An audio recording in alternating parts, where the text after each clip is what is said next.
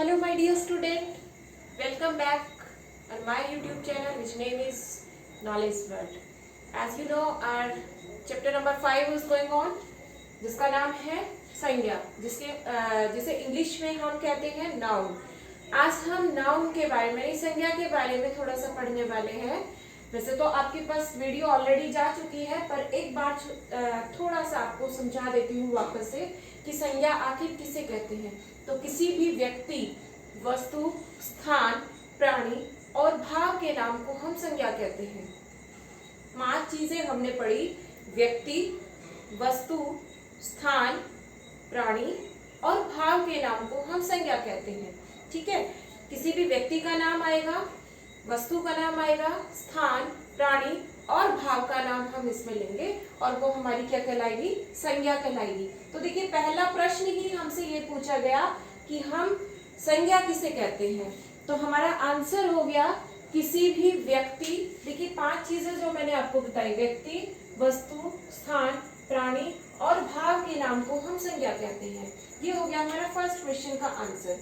अगला प्रश्न हमसे पूछ रहा है कि संज्ञा की डेफिनेशन समझ में आ गई, लेकिन संज्ञा के भेद कितने होते हैं। तो संज्ञा के 5 भेद होते हैं। पहला होता है व्यक्तिवाचक संज्ञा, किसी पर्टिकुलर व्यक्ति का, किसी व्यक्ति विशेष या किसी स्थान विशेष का नाम जो है वो इसके अंदर आएगा व्यक्तिवाचक संज्ञा में, जैसे राम, श्याम, मोहन, जयपुर, अलवर। ठीक है, इस तरीके से किसी व्यक्ति का नाम या फिर किसी स्थान का नाम जो है वो व्यक्तिवाचक संज्ञा होता है। किसी इमारत का नाम भी व्यक्तिवाचक संज्ञा हो सकता है, जैसे ताजमहल, कुतुब मीनार। ठीक है, तो ये हो गया हमारा व्यक्तिवाचक संज्ञा। उसके बाद बात करते हैं जातिवाचक। जातिवाचक जो संज्ञा है ये पूरे एक जाति का बोध कराता है। जैसे शेर, शेर जो है वो पूरे शेर, जितने भी शेर हैं उन सबको हम शेर ही करते हैं, चाहे वो शेर यहाँ पर हो, चाहे दिल्ली में हो, चाहे आगरा में हो, मुंबई में हो, कहीं भी हो, उसको हम शेर ही कहेंगे। यानी ये पूरे एक जाति को, उस ग्रुप को डिनोट हो रहा है जो उससे रिलेटेड है। तो ये हो गई हमारी जातिवाचक संज्ञा। भाववाचक संज्ञा क्या होती है? भाववाचक संज्ञा होती है किसी भी व्यक्ति, वस्तु, स्थान के स्थान तो नहीं लेंगे, व्यक्ति और वस्तु के गुण, दशा, भाव, उसकी अवस्था के बारे में जो संज्ञा शब्द हम बताएंगे वो कहलाएंगे भाववाचक। भाववाचक की खास जो बात है वो ये है कि इसे हम देख नहीं सकते हैं, इसे सिर्फ महसूस किया जाता है। जैसे बुढ़ापा हो गया, ईमानदारी, समझदारी, बेईमानी, ठीक है, खुशी, दुख। तो ये ऐसे भाव हैं जिन्हें हम महसूस करते हैं लेकिन ये हमें दिखाई नहीं देते। उसके बाद आता है द्रव्यवाचक। द्रव्यवाचक संज्ञा क्या होती है? जिसे आप, द्रव्य का मतलब होता है कोई भी लिक्विड फॉर्म वाली चीज, जैसे पानी, तेल, दूध, घी, ये सारे द्रव्य में आते हैं। द्रव्य और धातु, धातु क्या होती है? मेटल, जैसे सोना, चांदी, तांबा, हीरा। ठीक है, ये सारे आते हैं हमारे धातुओं में। तो जिन संज्ञा शब्दों से किसी द्रव्य या धातु का बोध होता है वे संज्ञा शब्द हमारे द्रव्यवाचक संज्ञा कहलाएंगे। उसके बाद अंतिम जो भेद है वो है समूहवाचक का। समूहवाचक को ही हम समुदायवाचक भी कहते हैं, इसी का दूसरा नाम समुदायवाचक है। यानी जिसे इंग्लिश में हम कलेक्टिव नाउन कहते हैं, वो हिंदी में हमारा समूह या समुदायवाचक, कि वे शब्द जो किसी पूरे ग्रुप के बारे में, मतलब बहुत सारे होंगे लेकिन नाम उसका एक ही रहेगा, यानी वो एक पूरे समूह के बारे में बताएंगे। वे संज्ञा शब्द जो किसी समूह के बारे में या किसी ग्रुप के बारे में बताएंगे वो हमारे रहेंगे समुदाय या समूहवाचक में। जैसे कक्षा, कक्षा में देखिए कितने सारे बच्चे होते हैं, उन सारे बच्चों से मिलकर क्या बनी? कक्षा बनी। तो कक्षा शब्द जो है वो क्या है? हमारा समूहवाचक या कहें समुदायवाचक। ऐसे ही जैसे गुलदस्ता, गुलदस्ता एक फूल से कभी गुलदस्ता नहीं बन सकता। गुलदस्ता कब बनेगा? जब उसमें बहुत सारे फूल हम रखेंगे, तो वो भी क्या है? समूहवाचक। कलेक्टिव नाउन जिसे इंग्लिश में आप कहते हैं वो सारा समूहवाचक में। सेना हो गई, एक सैनिक से सेना नहीं बनेगी, सेना में बहुत सारे सैनिक होंगे। ठीक है, ऐसे ही आप बहुत सारे उदाहरण आप देख सकते हैं समुदायवाचक और समूहवाचक के। तो हमने बात की कि संज्ञा के कितने भेद होते हैं। तो संज्ञा के 5 भेद होते हैं, व्यक्तिवाचक, जातिवाचक, उसके बाद भाववाचक, द्रव्यवाचक और समूहवाचक। अगला प्रश्न हमसे पूछ रहा है कि जातिवाचक और समूहवाचक शब्द जो है, जातिवाचक संज्ञा और समूहवाचक संज्ञा में क्या भेद होता है, अंतर क्या होता है। तो देखिए इसका हमने लिखा आंसर, जातिवाचक संज्ञा शब्द पूरी जाति का बोध कराते हैं, यानी वो पूरी अपनी जाति का बोध कराएंगे। जैसे मैंने बताया अभी आपको, शेर या कहे मेज, कुर्सी, भाई जितनी भी मेज है उन सबको हम मेज ही कहते हैं, चाहे वो मेज मेरे घर पे हो चाहे फिर आपके घर पे हो, ठीक है। तो ये पूरी जाति का बोध कराने वाले शब्द होते हैं। जबकि समूहवाचक शब्द जो है वो किसी समूह का बोध कराएंगे। जैसे मैंने अभी आपको उदाहरण बताया, सेना हो गई, कक्षा हो गया, दल है, टोली है, ये सारे शब्द समूहवाचक का बोध कराने वाले हैं। तो ये इनका डिफरेंस हो गया कि जातिवाचक पूरी जाति का बोध कराएंगे, जबकि समूहवाचक किसी समूह का बोध कराते हैं। उसके बाद है अगला प्रश्न हमसे, द्रव्यवाचक संज्ञा किसे कहते हैं, ये पूछा गया। तो जिन संज्ञा शब्दों से किसी द्रव्य या धातु का बोध होता हो। द्रव्य मैंने आपको बताया, लिक्विड फॉर्म में जितनी भी चीजें होंगी वो सारी द्रव्य में जाएंगी। बाकी की जो चीजें हैं, जैसे आपका लोहा है, सोना है, चांदी है, तांबा, हीरा, मोती, जो भी आते हैं वो सारे धातु में जाएंगे। तो जिन संज्ञा शब्दों से किसी द्रव्य या धातु का बोध होता है वे द्रव्यवाचक संज्ञा कहलाती हैं, जैसे सोना, चांदी, पानी आदि। और लास्ट जो क्वेश्चन है, उस क्वेश्चन में हमसे भाववाचक संज्ञा किसे कहते हैं ये पूछा गया। तो किसी भी व्यक्ति या वस्तु के गुण, दोष, उसकी अवस्था, उसकी दशा, इनके बारे में जो शब्द होते हैं वो भाववाचक संज्ञा कहलाते हैं। जैसे सुंदरता, बुढ़ापा, दुखी, सुखी, ये सारे शब्द जो है ये किसके उदाहरण हो गए, भाववाचक संज्ञा के। तो ये हमने प्रश्न देखे, संज्ञा किसे कहते हैं, संज्ञा के कितने भेद होते हैं, फिर जातिवाचक और समूहवाचक में हमने अंतर देखा, उसके बाद द्रव्यवाचक और भाववाचक संज्ञा के बारे में हमने पढ़ा। अब आगे चलते हैं और आगे की जो बुक एक्सरसाइज है उसको कंप्लीट करते हैं। संज्ञा आपको हर चैप्टर में लगभग एक बार तो बता ही दी जाती है कि संज्ञा जो है उसमें आप कंफ्यूज नहीं हो, इसलिए मैं संज्ञा बार बार आपको बताती रहती हूँ, ठीक है। अब हमसे कुछ बॉक्स में कुछ वर्ड्स दिए गए हैं और इन वर्ड्स में हमें ये पहचानना है कि ये जो शब्द है ये जातिवाचक है, व्यक्तिवाचक है, भाववाचक है, या कौन सी संज्ञा का मतलब ये भेद है, ये हमें पहचानना है। तो हमें इन्हें पहले नाम लिख लेते हैं, व्यक्तिवाचक, उसके बाद हो गया हमारा जातिवाचक, जातिवाचक के बाद अगली जो संज्ञा है वो है हमारी भाववाचक, भाववाचक के बाद द्रव्यवाचक और द्रव्यवाचक के बाद आ जाती है हमारी समूहवाचक। ये हमारी 5 संज्ञाएं, हमने इनके नाम लिख लिए। अब हमें शब्द देख लें। नदी, नदी देखिए हर नदी को हम नदी कहते हैं, अगर उसका पर्टिकुलर नाम आता है जैसे गंगा तब तो वो व्यक्तिवाचक होती, लेकिन नदी शब्द है तो फिर नदी शब्द जाएगा हमारा जातिवाचक में।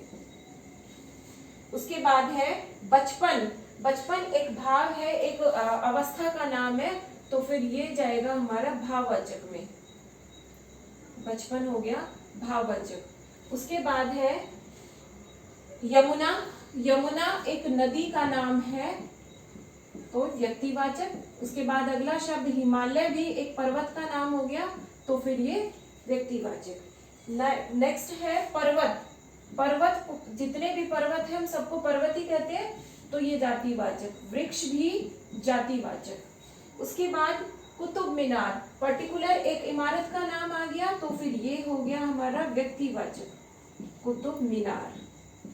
फिर है लंबाई, देखिए एक दशा का बोध करा रही है। उसके बाद है सुंदरता, तो लंबाई और सुंदरता दोनों ही भाव है, ये भाववाचक संज्ञा में जाएंगे। उसके बाद है सभा, मंडली, सभा और मंडली दोनों ही शब्द किसी ग्रुप का बोध करा रहे हैं, समूह का बोध करा रहे हैं, इसलिए दोनों ही क्या हो गए, समूहवाचक। उसके बाद है तांबा, घी, दूध, देखिए तांबा धातु हो गई, तांबा क्या है, धातु, घी द्रव्य, दूध भी क्या है, द्रव्य है, तो ये हो गए द्रव्यवाचक। और लास्ट बचता है वर्ड हमारा दर्जन। एक दर्जन में आपको पता होगा, एक दर्जन में कितने 12 आइटम्स मिलते हैं, तो ये भी एक ग्रुप का बोध करा रहा है, एक समूह का बोध करा रहा है, इसलिए समूहवाचक। इस तरीके से हमने व्यक्तिवाचक, जातिवाचक और भाववाचक ये शब्द जो है अलग अलग छांट लिए हैं, कौन सा व्यक्तिवाचक होगा, कौन सा जातिवाचक, कौन सा भाववाचक। अगला प्रश्न है, दिए गए प्रश्नों के लिए सही विकल्प हमें चुनना है। और पहला प्रश्न है हमारा, संज्ञा के कितने भेद होते हैं। तो अभी हमने पढ़ा कि संज्ञा के कितने भेद होते हैं, संज्ञा के 5 भेद होते हैं, जिनके नाम भी हमने पढ़े, तो ये फर्स्ट ऑप्शन राइट हो जाएगा हमारा, 5 भेद। ठीक है। अगला प्रश्न हमसे पूछा गया, दूध से घी बनता है। अब घी जो है वो कौन सी संज्ञा है, ये हमें बताना है। तो यहाँ देखिए सामने भी लिखा हुआ है, घी जो है वो द्रव्यवाचक संज्ञा है, क्योंकि घी एक लिक्विड होता है, तो द्रव्यवाचक संज्ञा हो गई। और द्रव्यवाचक जो ऑप्शन है वो हो जाएगा सेकंड। उसके बाद नेक्स्ट है, भारतीय सेना बहादुर है। इस वाक्य में हमें सेना शब्द का बताना है, सेना शब्द कौन सी संज्ञा है। तो देखिए सेना जो है एक सैनिक से मिलकर नहीं बनती, बहुत सारे सैनिक जब मिलते हैं तब सेना बनती है। इसका मतलब ये कौन सी संज्ञा हो गई, समूहवाचक। ये कौन सी संज्ञा हो गई हमारी, समूहवाचक। अब अगला प्रश्न, दिए गए संज्ञा शब्दों के आगे उनके भेद लिखने हैं कि ये कौन सी संज्ञा का भेद है। उदाहरण हमें कुछ दिए गए, कुछ उदाहरणों को सामने हमें ये बताना है कि ये व्यक्तिवाचक है, जातिवाचक है, भाववाचक है या फिर समूहवाचक।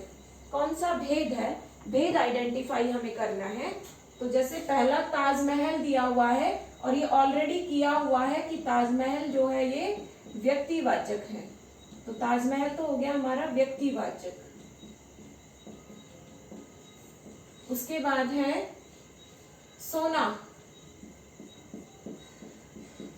सोना, फिर है हाथी, हाथी के बाद कक्षा, उसके बाद है बचपन। इधर बात करें, च में है मोटापा,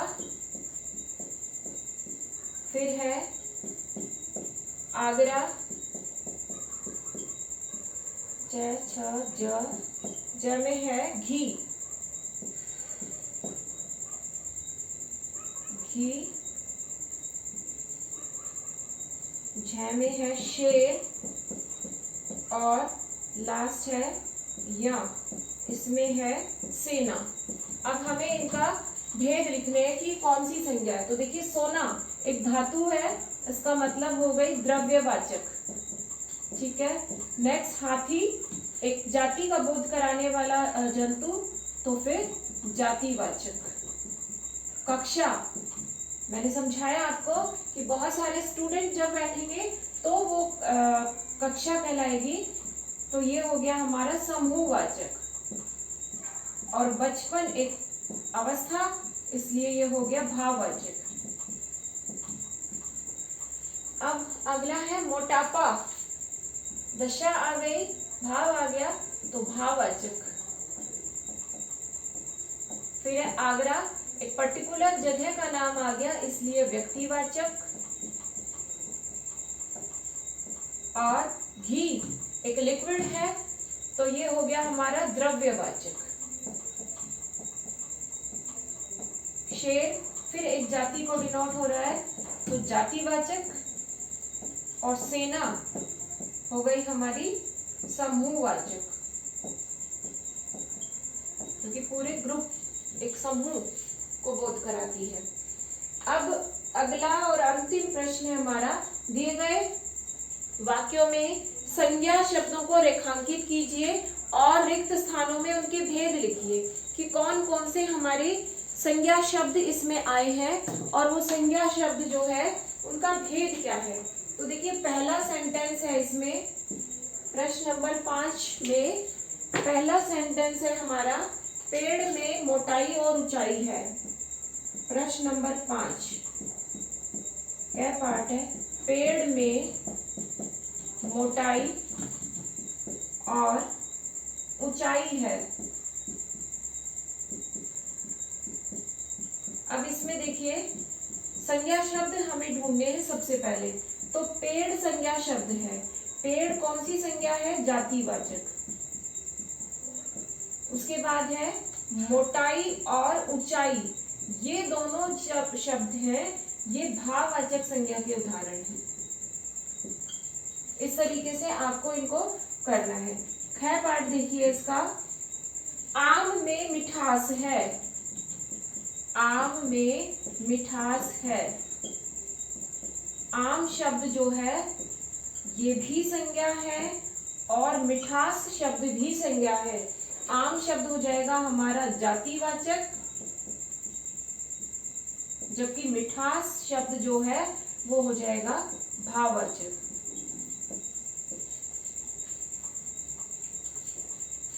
आगे है अगला पार्ट इसका,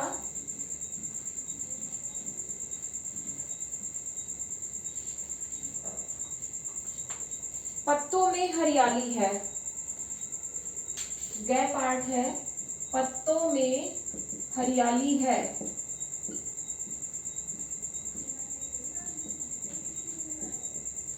तो देखिए पत्ते शब्द जो है ये हो गया हमारा जातिवाचक, जबकि हरियाली शब्द है ये हो जाएगा भाववाचक। उसके बाद अगला जो क्वेश्चन है, यह कोबरा सांप है। यह कोबरा सांप है। अब इसमें कोबरा भी और सांप भी दोनों ही संज्ञा है। सांप जो है वो हो जाएगा जातिवाचक, और कौन सा सांप है वो कोबरा सांप है, इसलिए कोबरा शब्द जाएगा व्यक्तिवाचक संज्ञा में। अगर ये पूरी जाति की बोध कराने वाला होगा तब तो ये पूरा जाएगा कि कोबरा जाति के सांप भारत में बहुत पाए जाते हैं। अगर ये इस तरीके से होता तब तो ये जाता हमारा जातिवाचक में, क्योंकि जितने भी सांप होंगे ना काले रंग के और इस तरीके के फन वाले, वो सारे कोबरा सांप होंगे। तो अब उनके तो हमने नाम नहीं रखे ना कुछ भी, तो वो जातिवाचक में जाएगा। लेकिन यह कोबरा सांप है, यानी यहाँ एक पर्टिकुलर सांप को दिखाकर हमें बताया गया, इसका मतलब यहाँ पर ये व्यक्तिवाचक में जाएगा और सांप जातिवाचक में जाएगा। और नेक्स्ट है हमारा सेंटेंस है, खरगोश में सुंदरता और सफेदी है। खरगोश में सुंदरता और सफेदी है। अब देखिए खरगोश, सारे खरगोश को हम खरगोश ही कहते हैं, तो खरगोश शब्द जो है वो तो हो गया हमारा जातिवाचक। खरगोश में सुंदरता व सफेदी है, यानी सफेद रंग का है, तो खरगोश जातिवाचक और सुंदरता व सफेदी ये दोनों भाववाचक के उदाहरण। नेक्स्ट है और लास्ट है रीता। रीता खेलती है। एक सेंटेंस है, देखिए खेलती है ये संज्ञा नहीं है, ये क्रिया है, तो फिर शब्द क्या बचा हमारे पास? रीता। अब रीता किसी बच्ची का नाम है, तो ये हो गया व्यक्तिवाचक। इस तरीके से हमने देखा कि किस शब्द में कौन सा शब्द जो है, पहले तो हमने ये पता किया कि शब्दों में कौन सा शब्द जो है वो संज्ञा शब्द है और फिर संज्ञा का वो कौन सा भेद है। इस तरीके से हमने ये हमारा क्वेश्चन कंप्लीट किया और साथ ही साथ हमारा चैप्टर 5 जिसका नाम है संज्ञा भी कंप्लीट हो गया है। उम्मीद करती हूँ आपको चैप्टर समझ में आ गया होगा। आपको संज्ञा के जितने डाउट्स थे वो आपके क्लियर हो गए होंगे। अब आपको याद रखने हैं संज्ञा किसे कहती है, संज्ञा के कितने भेद होते हैं और उनकी परिभाषाएं। परिभाषाएं याद होंगी तभी आप अलग अलग संज्ञा के भेदों को छांट सकते हैं, जिस तरीके से हमने अभी किया। ठीक है, तो स्टूडेंट आज की क्लास में इतना ही। मिलते हैं नेक्स्ट वीडियो में फिर एक नए टॉपिक के साथ। तब तक के लिए बाय बाय।